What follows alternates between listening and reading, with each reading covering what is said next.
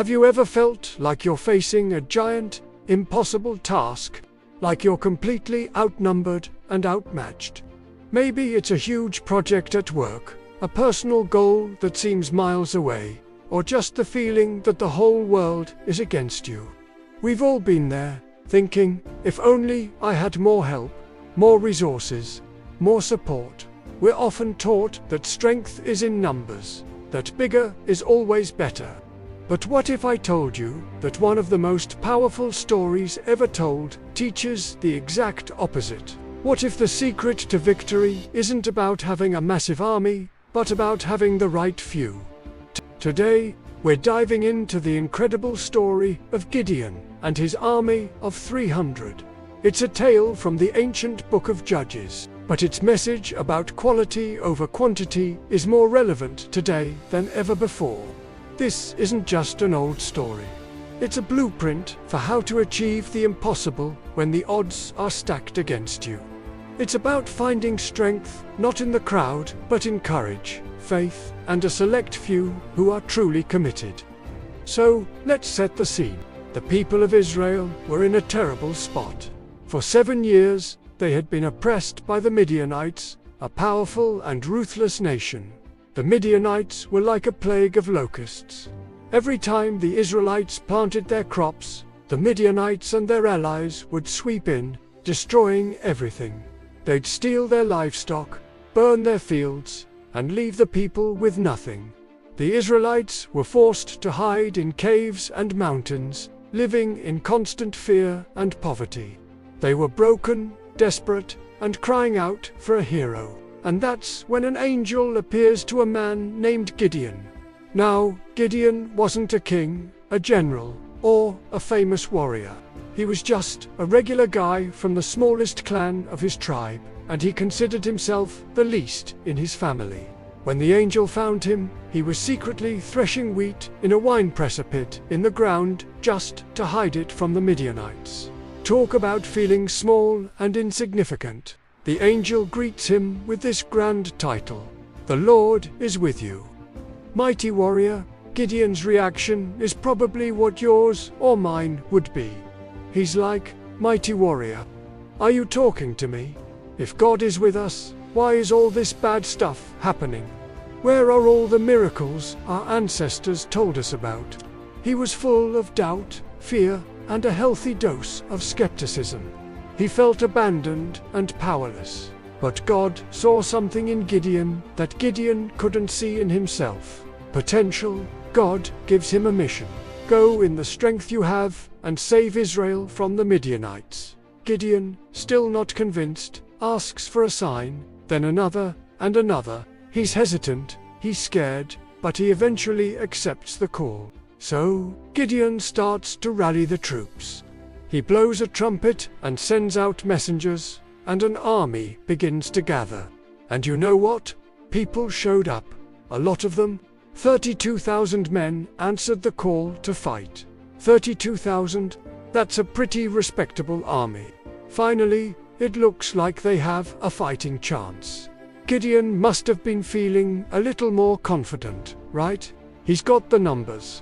But this is where the story takes a wild turn. God looks at this army of 32,000 and says to Gideon, "You have too many men. Too many." They're about to face an enemy army described as being as numerous as locusts, with camels as countless as the sand on the seashore. And God says, they have too many soldiers. God explains the reason. "I cannot deliver Midian into their hands, or Israel would boast against me. My own strength has saved me."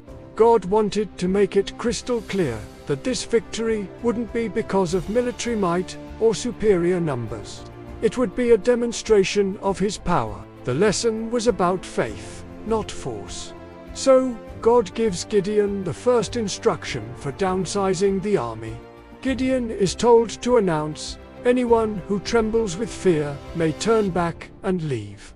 This was a test of courage. And guess how many people left? 22,000 men. 2/3 of the army packed up and went home. But God isn't done yet. He looks at the remaining 10,000 soldiers and says to Gideon, "There are still too many." Seriously, at this point, Gideon must have been thinking this whole plan was insane. How could they possibly win with any fewer men? God sets up a second, very unusual test. He tells Gideon to take the men down to the water to drink. God says, "Separate those who lap the water with their tongues, as a dog laps from those who kneel down to drink." So, Gideon watches as his men go to the water. Most of them, 9,700 to be exact, get down on their knees, put their faces to the water, and drink. But a small group, just 300 men, stay alert. They cup the water in their hands and bring it to their mouths, lapping it like a dog. This way, they could keep their eyes up, scanning the horizon, ready for a surprise attack. They were vigilant, aware, and prepared. God's verdict comes with the 300 men that lapped.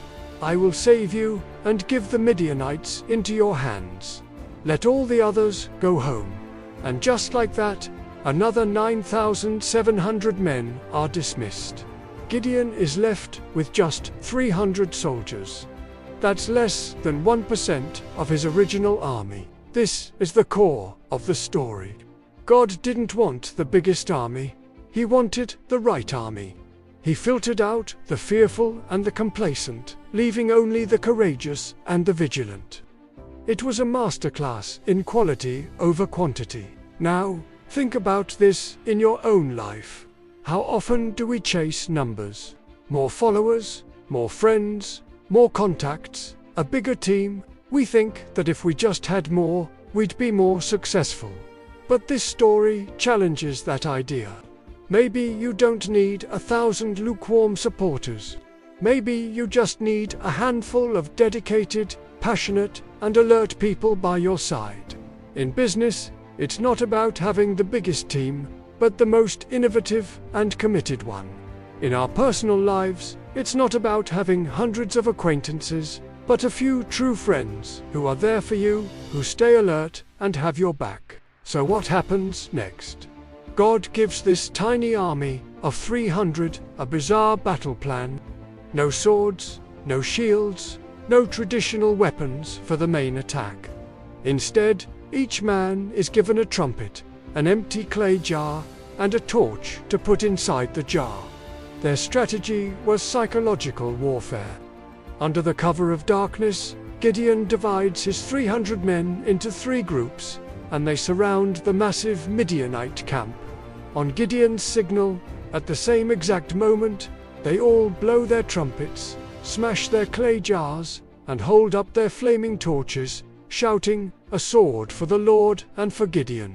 Imagine the scene from the Midianites' perspective. They're fast asleep, and suddenly, they're jolted awake by the deafening sound of 300 trumpets, the shattering of 300 jars, and the sight of 300 torches lighting up the hillsides from every direction.